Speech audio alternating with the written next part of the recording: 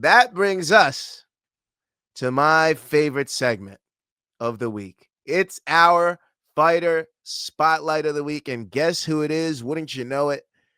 It's our guy, a product of Colorodo, factoryx, Morocco. Okay. It's youssefzalal. Youssefzalal, aka the Morocan Devil. He's a Moroccan mixed martial artist who competes in the featherweight division of the Ultimate Fighting Championship, otherwise known as the UFC. Trains out of factoryx with Mark Montoya. He's been training there since 2017. Okay, it might have been even earlier. He might have started there in 2016. Nope, he's been training there since 2017. Okay, fighting out of Englewood, Colorado in the US of A.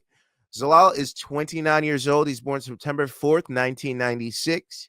He is a 5'10 featherweight with a 72-inch reach, fighting orthodox. He is 18-5, 4 knockouts, 10 submission wins. This guy is a finisher. 14 of his 18 wins come by finish. Zalal has grown up fighting other kids in the streets of Morocco. That's kind of where his roots were made in MMA. Okay. To help control his anger, his mother enrolled him in kickboxing at the age of 10. He then moved to the United States at the age of 15 and started training. Okay, he wasn't always a factoryx, but he did find a home there over time. Now, in the beginning of his mixed martial arts career, Zalal fought primarily in Colorado. He had a 7-2 record, with most of his fights happening for Legacy Fighting Alliance. So let's quickly look at youssefzalal's record. If you want to know about his hometown, I guess we would classify it as Casablanca, Morocco. Okay, now youssefzalal, his very first fight was professional fight was August 19th, 2017 in Denver, Colorado. It was at featherweight. Okay, and he took on Michael Santos. He submitted him with a Bravo choke at Sparta Combat League 61. In his very second fight, he fought for Legacy Fighting Alliance, LFA 22.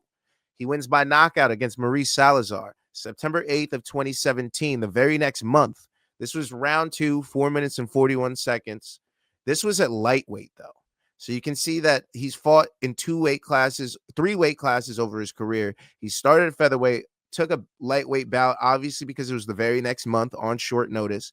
Then he comes back down to featherweight in October of that same year. This is his third fight in 2017, and his first fight was in August. August, September, October. 3 months, 3 fights. But this one's back down at featherweight. He takes on Clay Wilmer, submits him with a guillotine choke at Mile High MMA October 27th of 2017. Round 2, 2 minutes and 42 seconds. Takes a little 5-month break. Comes back at Paramount MMA Contenders in Denver, Colorado. Beats Joey Banks via armbar March 16th of 2018. This was also at featherweight. And this is his featherweight run at LFA before he gets to the UFC. He takes on Daniel Soto, LFA 39, wins by submission May 4th of 2018, round 2, 1 minute and 38 seconds. Then takes on Stephen Merrill, wins by Bravo choke in LFA 56, December 7th, 2018, in the very first round. This was in Minnesota. Okay, so this was his first fight in LFA outside of Colorado, and his first fight in general outside of Colorado. He then fights at LFA 57 in Broomfield, Colorado, January 18th of 2019, just before the pandemic, a year before the pandemic. Takes on UFC fighter Jose Chepe Mariscal. He loses the fight by unanimous decision. Unfortunately, this marks the first loss of his career. He is now 6-1. Goes on to take Matt Jones at LFA 65 and loses that fight via split decision. His first losing streak of his career, which seems to be a theme in his life, losing streaks, at LFA 65, May 3rd, 2019.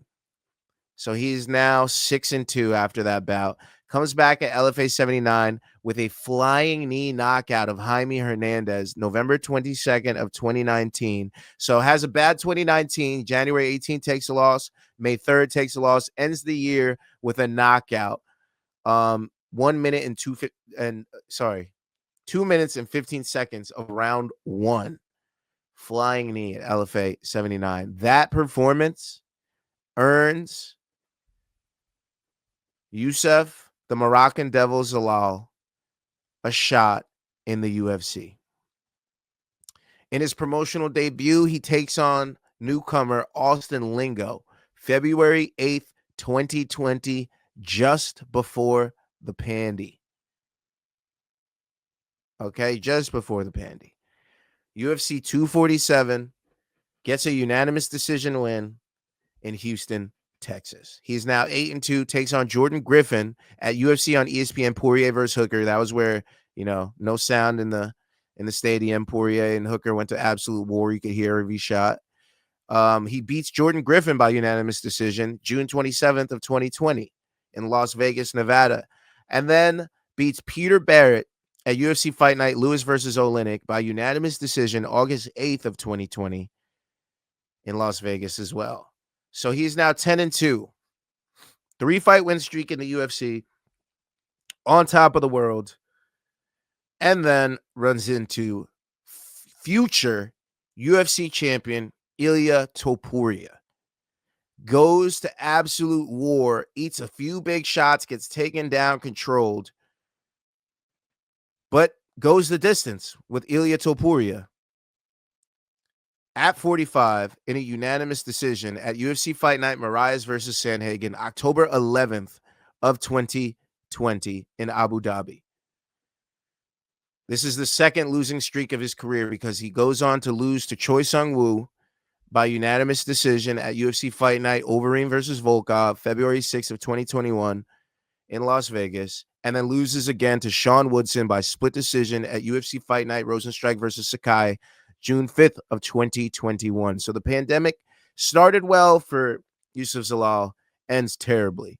And then he goes to fight Damon Blackshear in 2022, August 13th of 2022, to a majority draw at UFC on ESPN, Vera versus Cruz in San Diego, California, at bantamweight. This was his bantamweight debut. This was the third weight class that he'd fought in his career, and this was the last time that he would fight at any other weight class but featherweight. Okay? He actually gets bounced from the UFC at this point. The UFC cuts him because he's on a 3-fight losing streak and then fights to a draw. So he's 0-3-1 in his last 4 in the UFC after going on a 3-fight win streak in the UFC. He takes on Edwin Chavez at Sparta Combat League 93, wins by TKO November 18th of 2022 in the first round.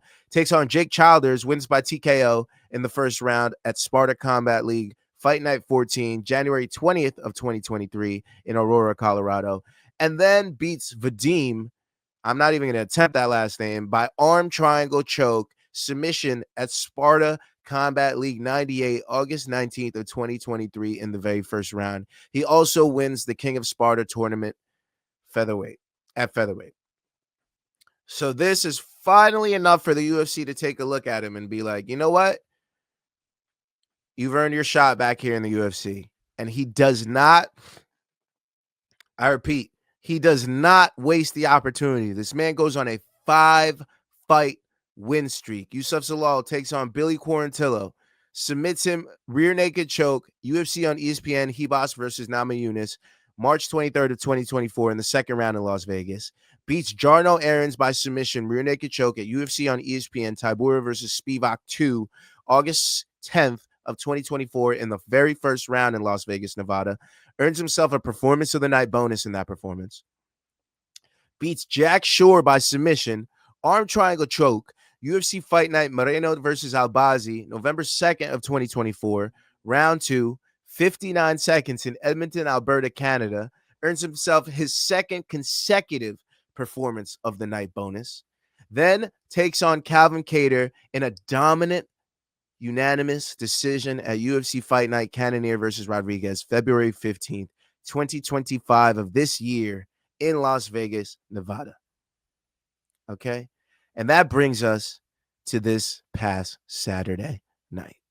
Fast forward to this performance, taking on Josh Emmett as a minus 260 favorite against a very game former title contender in Josh Emmett, perennial featherweight contender. And he puts him away early with a submission in round one via armbar. 1 minute and 38 seconds. And unfortunately, he does not earn himself a performance of the night bonus, but he absolutely deserved a performance of the night bonus because that submission over Josh Emmett, who is notoriously hard to finish. By the way, Josh Emmett, Josh Emmett, this was the second time he's been submitted and only third time he's been finished in his entire 25 fight career. Youssefzalal submits Josh Emmett, which makes him an absolute deserved MMA fighter to be my fighter spotlight of the week. Shout out to Youssefzalal. Shout out to factoryx. Shout out to Morocco. And shout out to the Morocan Devil. What an absolute perfect performance to announce yourself to the featherweight division. The featherweight division has a lot of new blood, and they're going to be so exciting to watch in these next couple of years. Thank you very much. Appreciate you. And that was the Fighter Spotlight.